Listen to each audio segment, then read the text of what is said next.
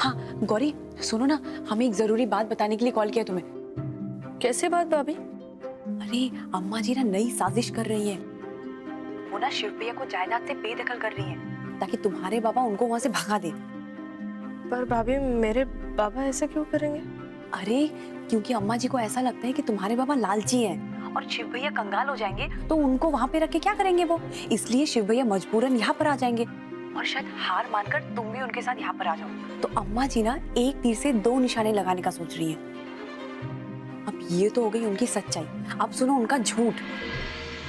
वो ना झूठ बोलकर दादी जी और बाबूजी को बहला रही है। झूठ? कौन सा झूठ?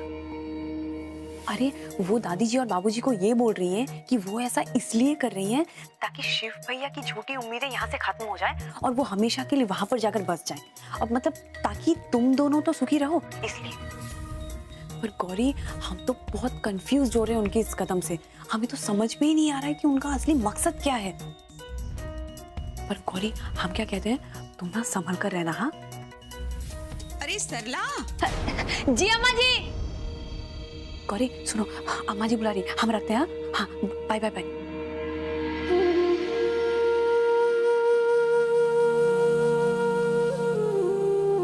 काय ग, काय झालं? कोणाचा फोन होता? सरला भाभींचा। काय काय म्हणाले तुला? काय लागेल असं बोलला तुला? अगं काय झालं बोल की. तुम्ही जे म्हणत होता ते खरं आहे. काय? शिवच्या घरच्यांनी त्यांच्या प्रॉपर्टीतून त्याचं नाव काढून टाकलंय. आता त्यांच्या घरावर, त्यांच्या दुकानावर, त्यांच्या पैशांवर त्याचा काही हक्क नाहीये. अरे देवा, अगो काय सांगतोस काय? काय माणसे ती यांना ना. ती का कशात बोलतात? हे सगळं झालं ना ते तुमच्यामुळे झाला, तुमची चूक हाती. एक तर शिवला त्या आईपासून त्याच्या तोडला. आई बिचारी ती काय करतली? हा ओ घाबरून काहीतरी तोंडाला येईल ते बोलली ती. आजी प्लीज, हे बघ बाबांना काही बोलू नकोस, त्यांची काही चूक नाहीये. अगो मग काय करू? तू त्यांना बोलूची नाहीस काय? तुझी आई पण बोलूची नाही. एक नंबरची खडूसबाई आहे ती अम्मा. हो ती का कशात बोलता? आई नेहमी आईच असते कळला. आपल्या पोरासाठी जीव तुटतो तिचा. हा अहो निराश होऊन बोलली ती, तिची काय चूक नाही. आणि परत सांगताय तुमका जावई बापू, हे सगळं तुमच्यामुळे झालेला. आजी बस बस, बाबांना काही बोलू नकोस, त्यांची चूक नाहीये. आणि अम्माजी निराश होऊन वगैरे काही करत नाहीयेत. शिवनी एकट्याने बनारसला परत यावं म्हणून हे सगळं चाललंय.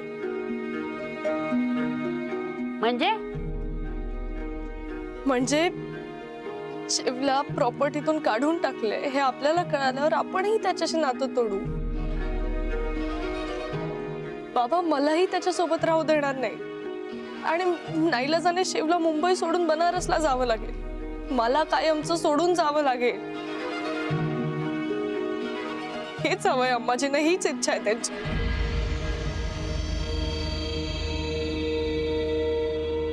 अरे देवा, असं आहे काय नाटक?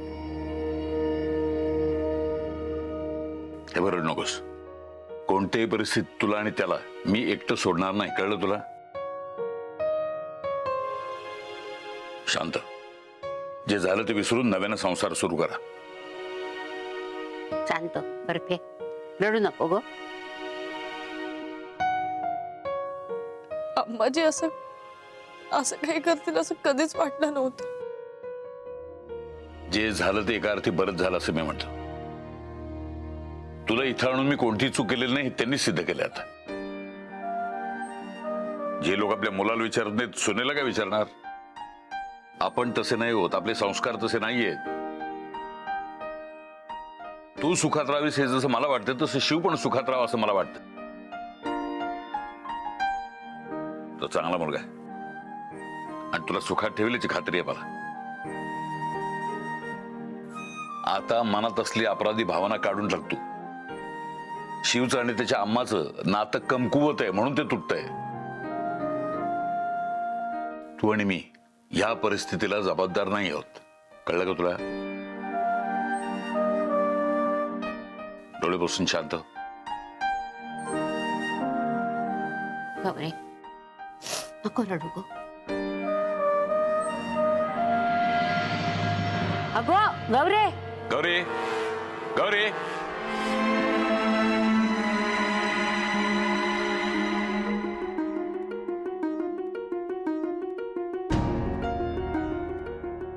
ये अच्छा है, हमें यहाँ काम पे लगा दिया, वो खुद चलेगी अपने मायके. वाह. म्हणजे मी आता माझ्या घरी पण जायचं नाही? तू टोमणे मारायला लग्न केलंस का माझ्याशी? अम्माची काय कमी आहेत का तूही बोलायला लागल्यास मला? क्या हो गया? ऐसे क्यों बात कर रही हो? और अम्मा को बीच में क्यों लेके आ रही हो आप? मी मध्ये आणत नाहीये त्यांना, त्याच मध्ये येत आहे आणि उगाच बाबांनाही मध्ये आणताय. त्यांच्या मते माझ्या बाबांना पैशाची हाक आणि मी तुझ्या पैशांकडे बघून तुझ्याशी लग्न केलंय असं म्हणतायत त्या. खरे जी अम्मा ऐसा क्यों बोलेंगी? म्हणाले आहेत त्याचे. आणि म्हणूनच तुझं ते प्रॉपर्टी मधून नाव वगैरे काढलं असं नाटकं चाललेत त्यांचे. सरला बाबींचा फोन आला होता मला, त्यांनी सगळं सांगितलंय. तुझ्याकडे पैसाच उरला नाही आणि तुझं त्या बनारसच्या राहत्या घरावर हक्क नसेल तर आम्ही तुला सोडून देऊ ना. आणि मग तू घरी परत निघून जाशील, बनारसला परत येशील असं त्यांना वाटतंय म्हणून हे सगळं चाललंय. गौरी जी आप शांत हो जाइए. हाँ आइए, आके बैठिए. नाही बसायचंय मला. हे बघ, त्यापेक्षा तू एक काम कर, सोडून दे मला आणि जा बनारसला. म्हणजे अम्माजींना हे सगळं करायला नको आणि माझ्या बाबांवरही खोटे आळ नको.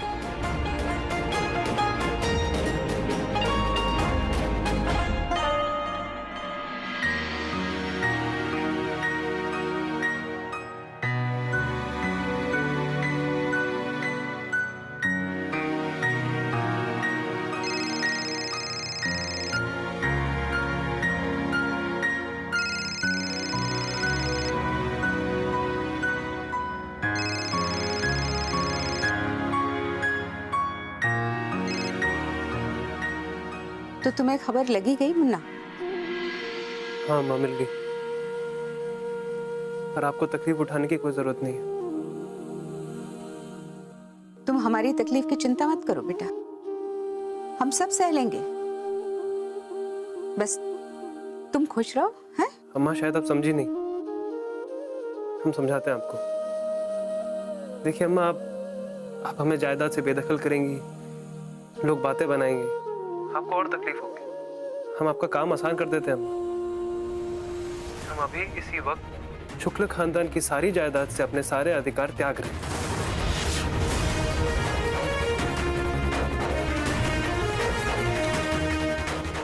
मुन्ना, कागज कल तक मिल जाएंगे आपको. मुन्ना तुम हमारी बात तो सुनो. अम्मा आप हमारी बात सुनिए. ये जो कुछ भी आप कर रही हैं ना, उससे जीत नहीं पाएंगी आप. हम जायदाद तो छोड़ देंगे, लेकिन आपकी ममता पे जो हमारा अधिकार है वो हम कभी नहीं छोड़ेंगे.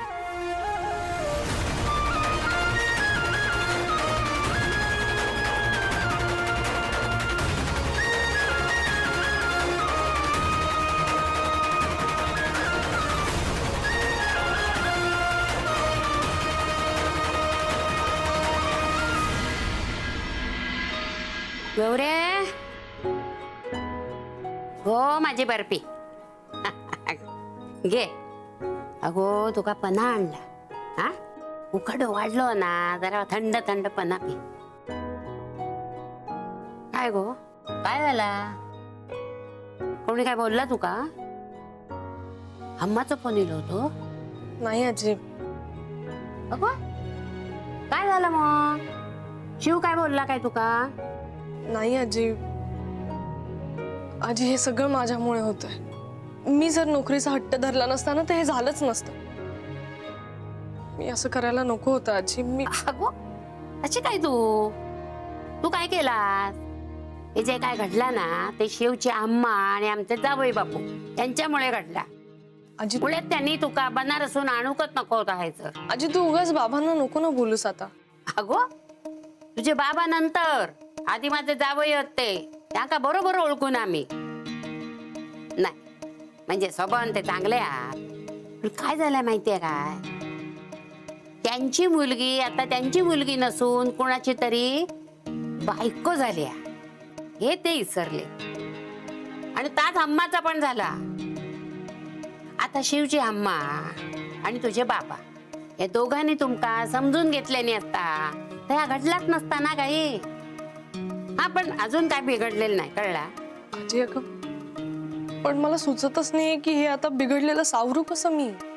अगो सावरायचं आहे ना तुका, हा मग एक काम कर, आधी बाकीच्या सगळ्यांची मन जपायचं बंद कर, कळला. तू काय नंदी बैलास का बुगू बुगू बुगू करायला. हा तुझा काय मत नाही, तुझा काय डोक्या नाही. हा डोक्यान जरा विचार कर, कळला. तुझ्या मनात जे काय पटता तेवढाच कर, कळला ना. तुझ्या आयुष्याचा निर्णय दुसऱ्या कोणाक घेऊ देऊ नको. तुझ्या मनाशी विचार करून तुका जे पटता ते केलंस ना, सगळ्यात ठीक होतं ना.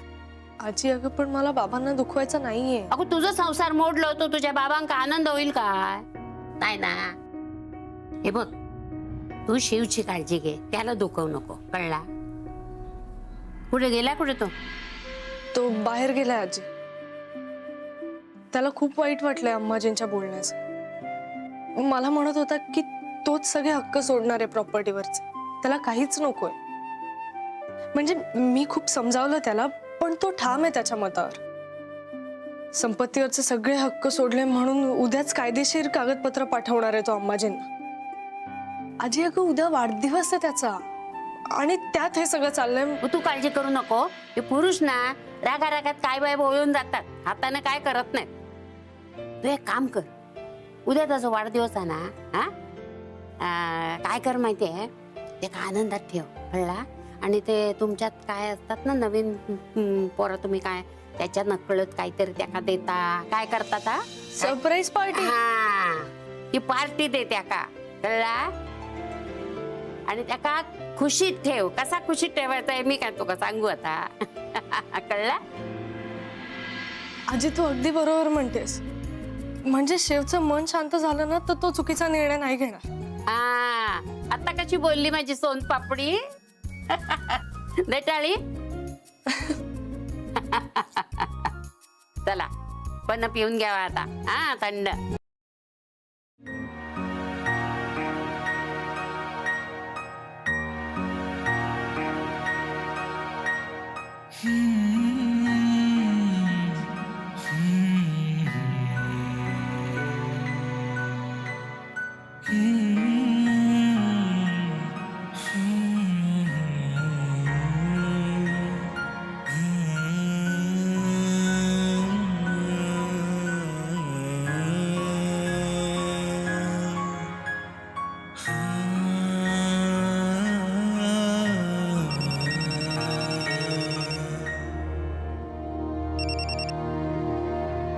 प्रणाम बाबूजी।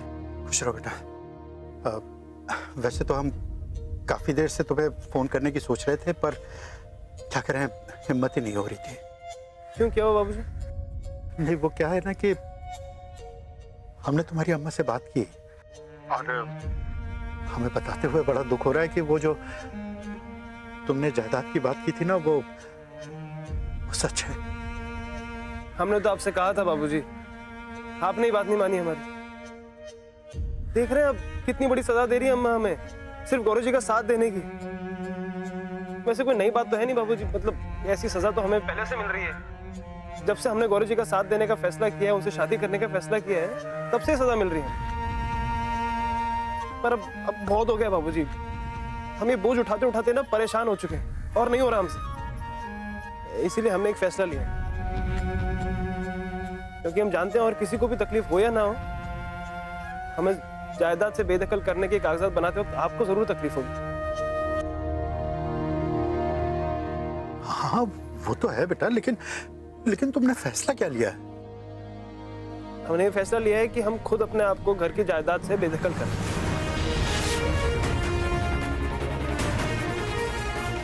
सारे अधिकार छोड़ रहे हैं बाबू।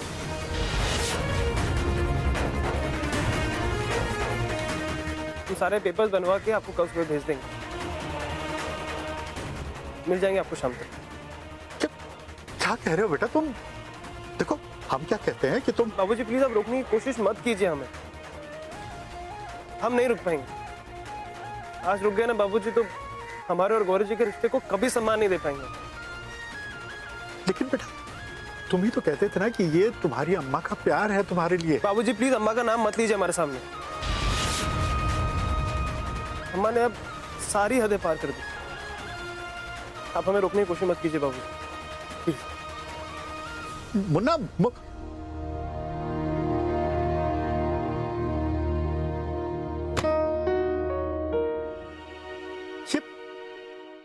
ये क्या कर दिया नर्मदा जी आपने?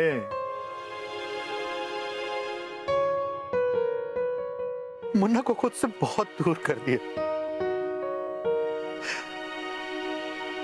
अब वो वापस नहीं आएगा।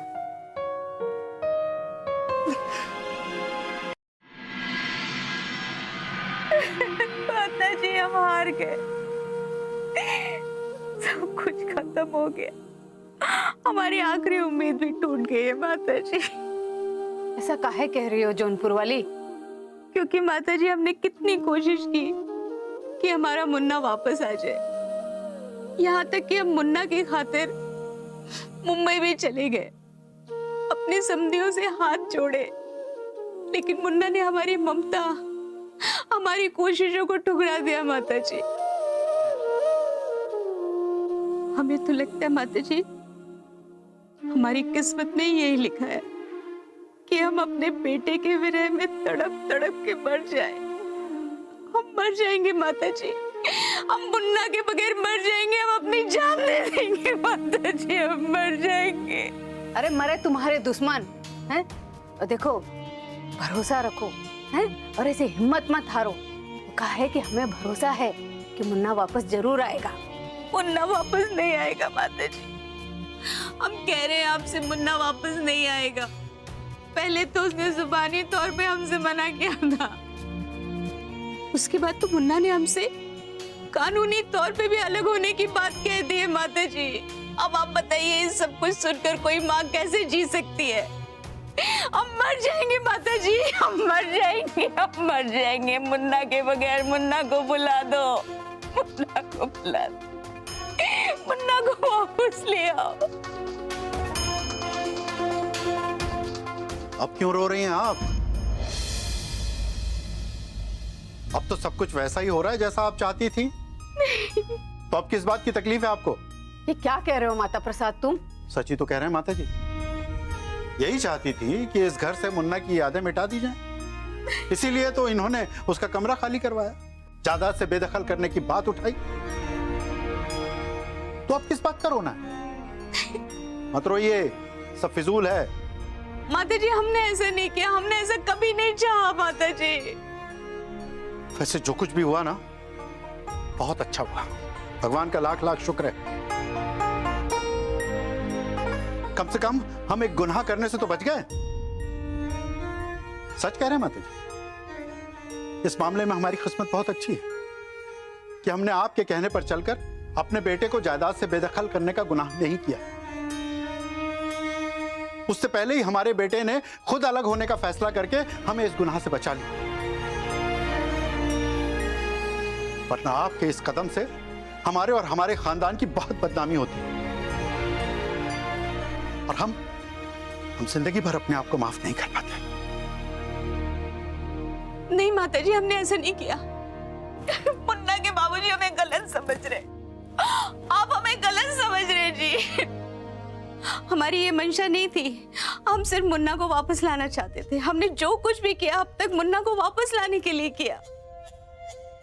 हमें नहीं लगता, लेकिन हमें लगा था मुन्ना के बाबूजी कि हम ये जो कुछ भी कर रहे हैं ना, मुन्ना समझ जाएगा कि अब पानी सर से ऊपर गुजर गया है, और अब भी अगर वो बनारस नहीं लौटा तो अपने परिवार से, अपनों से, अपनी जड़ों से दूर हो जाएगा। और हम अपने मुन्ना को अच्छे से जानते हैं, वो हमसे, आपसे, अपने परिवार से, अपनों से अलग नहीं रह सकता। उसे वापस आना ही होगा। हम सच कह रहे हैं मुन्ना के बाबूजी, हमारा विश्वास कीजिए। आप माता जी से पूछ लीजिए। हाँ, हमारी हर बात का माता जी गवाह हैं। इनसे पूछे बगैर हमने कुछ नहीं किया। हर बात में माता जी की सहमति ली। माता जी बताइए इन्हें, इस गलतफहमी को दूर कीजिए माता जी। सही कह रही है जौनपुर वाली। इसने जो कुछ भी किया वो हमारी सहमति से किया, इसमें इसकी कोई गलती नहीं है। हाँ, हम सच कह रहे हैं।